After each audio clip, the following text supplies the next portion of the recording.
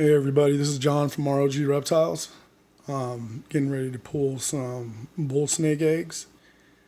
This is actually a Red Bull, head albino to an albino Red Bull. So some nice bull snakes coming up. We still got quite a few that should be laid here soon. So I'm just gonna open the box and just take a look at what's in there. Hopefully we got more good than bad. But this is this girl's first clutch. She's not that big yet, but big enough to produce. So she's a healthy animal. So I'll open this up and we'll take a look at what's in there.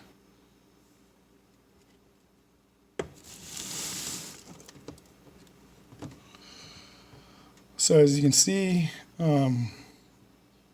most of them look pretty good. Nice, healthy white eggs. Looks like she's about done. So I'll probably go ahead and just move her right now. Still has good weight on her. Really looking forward to these things hatching out. Love the bulls. Nice clutch for her first clutch. So we'll have some nice bull snakes available later on this season. We got, I don't know, probably 4 more clutches on the way.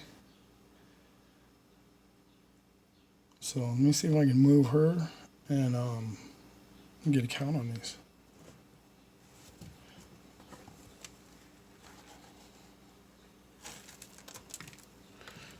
Yeah, she looks about cleaned out. And as far as I can tell, looks like all these are good. We've always had good success with colubrids. I mean, you know, once in a while you get the bad clutches where they're either all slugs or majority slugs, but we seem to do pretty good. You know, I think it has a lot to do with the feeding, what they're eating, obviously how they're cared for. But again, I mean, sometimes you'll get good clutches, sometimes you won't, and that's just the way this stuff goes. For her having the first clutch, quite a few eggs, and they all look good. I do separate any eggs that are adhered together. In the past, I've incubated stuff in piles, which I know that's how it's naturally done for them in the wild. But, you know, at times we've had heat spikes and I've lost the stuff that's been in the center as they grow, you know, in the egg, the heart starts beating, you know, it does bring up the temps a little bit. Sometimes when you got a little heat spike that can kill the animals, it'll get too hot in the center of that. So I always separate everything. I mean, if they're really adhered together, I'll use some floss or whatever to separate them, and then, you know, put them individually. Sometimes I'll mark them, sometimes I won't. But our hatch rate has always been good for years.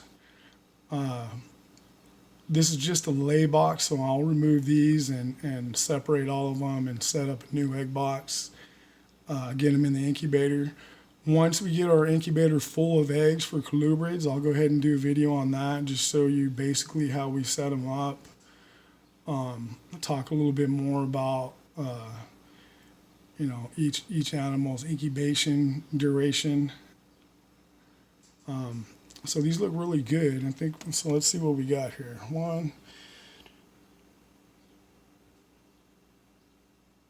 Looks like about 12 eggs. And they all look good. So I'm looking forward to getting these set up.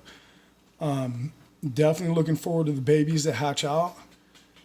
Hopefully all you guys, you know, stay tuned and watch as they hatch. Once they start pipping, I'll put up a video of that.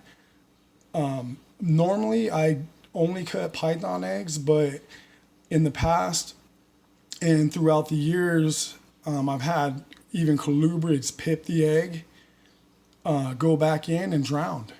So ever since then, after about a couple clutches that happening, I went ahead and started cutting the tops off the eggs. I know some people were cool with that. Some people aren't. For us, it's always been better. I usually get every animal to come out of the egg as long as it's alive. There's no still babies in there or anything. So that's worked out really well for us. Doing this, there's always going to be criticism. There's always going to be haters. There's always going to be people that have something to say about something. But for us, it's worked really good. I think it's saved a lot of animals. Which is why I think most snakes, lay so many eggs. I mean, there's, you have that and then predators and stuff in the wild. So not a big percentage of them make it. Being in captivity, you want to make sure that every animal has a chance. Even stubborn feeders, we want to make sure we get feeding and spend as much time as we can to get them going. Some animals might take scenting or just take a little longer to be settled in. Certain times of the year, especially closer to fall, a lot with the king snakes, some of the babies will wait quite a bit before they start feeding. I don't know if that's basically instinctively them being, having a belly full of yolk, they want to brumate or start getting into that process of wanting to do that.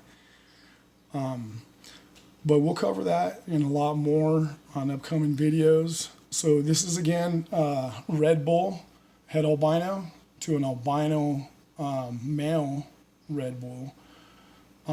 This pair was actually acquired from TSK. They usually have some awesome animals. One of the very few that I purchased from. So yeah, I thank everybody for tuning in, and hopefully you like the video, and we'll get some more up soon. Thanks.